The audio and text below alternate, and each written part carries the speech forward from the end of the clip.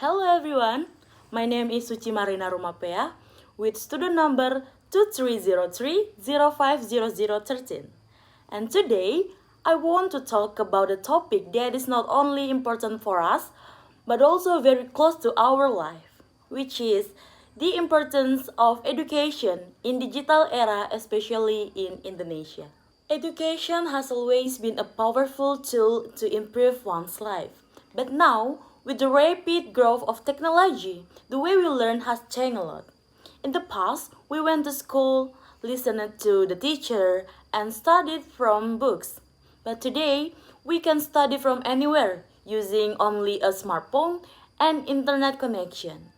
This shows us that the education is no longer limited to the classroom, but it has become more flexible, more creative, and more connected. Let's talk about how education in Indonesia has changed. One of the biggest turning points was during the COVID-19 pandemic. Schools and universities across the country were forced to close, and students had to learn from home. This was not easy, especially in a country as large and diverse as Indonesia. According to the Ministry of Education, Culture, Research and Technology, Kemendikbudristek, more than 60 million students in Indonesia were affected by the pandemic. Online learning became the only option. Some students had access to laptops and stable internet, but many others didn't. This created a gap, a digital divide between students in big cities and those in remote areas. Based on report by BPS, Badan Pusat Statistik in 2021, only about 39 of households in rural areas had internet access. That means more than half of Indonesian students in those regions were at risk of being left behind. While technology brought new opportunities, it also highlighted existing inequalities in our education systems. Despite the challenges, digital education brings many benefits to Indonesia. One of the biggest advantages is accessibility.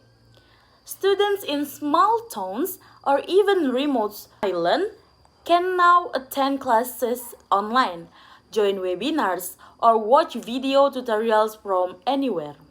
Digital tools also help teachers become more creative. For example, teacher can use interactive videos or slides or learning applications like Ruang Guru, Zenius, or Kuiper. These platforms are very popular among Indonesian students because they make learning more fun and easier to understand. In addition, digital education supports independent learning. Students can learn at their own pace, rewatch difficult lessons, and search for more information beyond what's taught in a class. This is important because every student learns differently. Technology helps us personalize learning. Another benefit is inclusivity. For example, students with disabilities now can access more resources like audiobooks, video subtitles, and digital learning tools that are more adaptive to their needs. The World Bank Indonesia 2022 also emphasized that digital education, if managed well, can reduce inequality and boost learning outcomes for all students. Even though digital education has many benefits, we cannot ignore the challenges. The most obvious one is unequal access. Many students still do not have smartphones, laptops, or even electricity. Internet signals in remote villages are often weak or unavailable. This makes it hard for students to fully join online learning.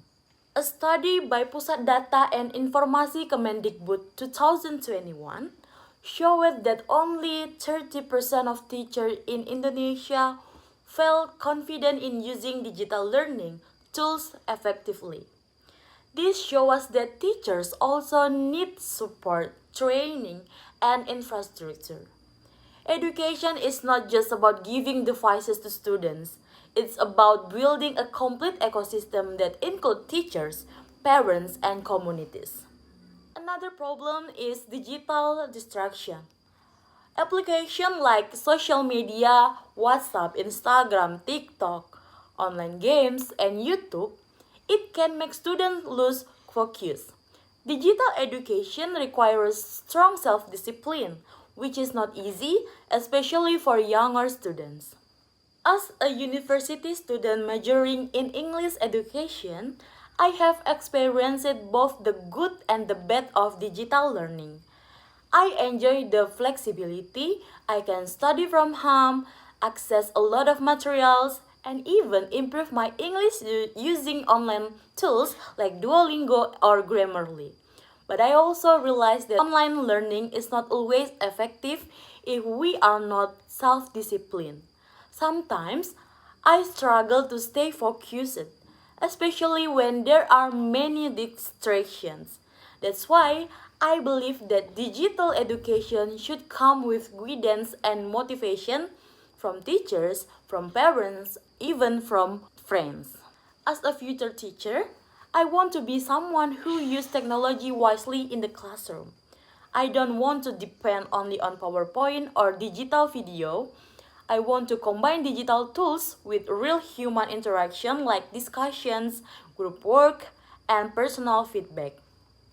I also want to help reduce the digital gap. Maybe sharing simple or low cost learning materials that can be accessed offline or by using social media to create English learning content that's easy to understand. Digital education in Indonesia won't succeed without strong support from the government. Thankfully, we have seen effort from the Ministry of Education, Culture, Research, and Technology to support distance learning.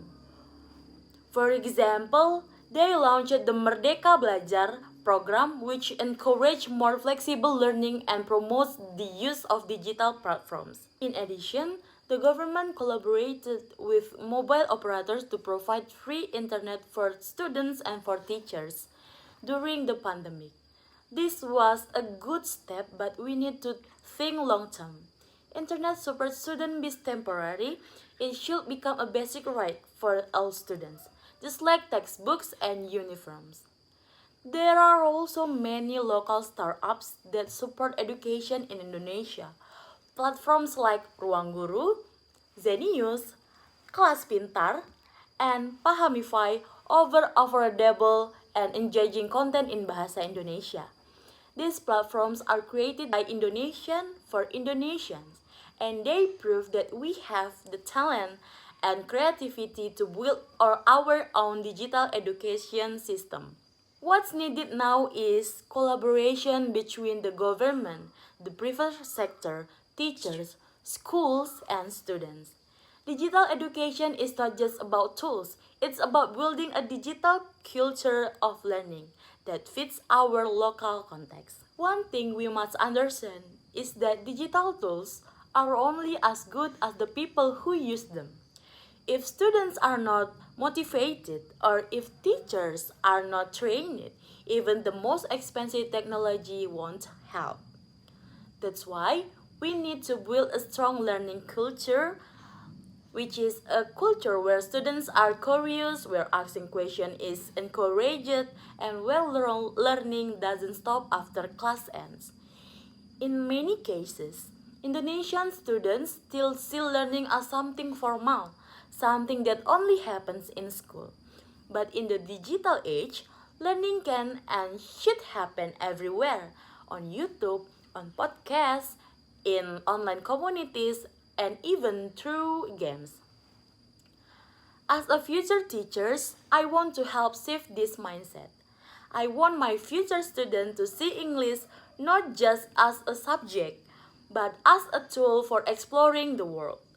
And I want them to feel excited about learning because that's what education in the digital era is really about, making learning exciting, relevant, and connected to real life.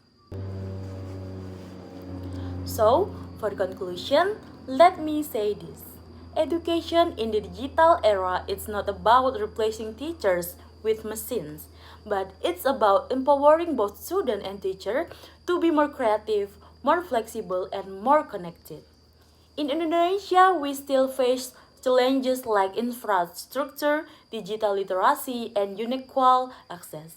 But we also have the spirit, the culture, and the technology to overcome these problems if we work together. As students, we have role to play. We need to use technology not only for entertainment, but also for growth. And as future educators, we must be ready to teach with both heart and innovation. Let's not see technology as a replacement for education, but as a powerful tool that, when used with care, can help us bring education to every corner of Indonesia. Thank you very much for your attention. I hope this information can useful for us. I'm Suci Marina Rumapea. See you goodbye. Thank you for watching.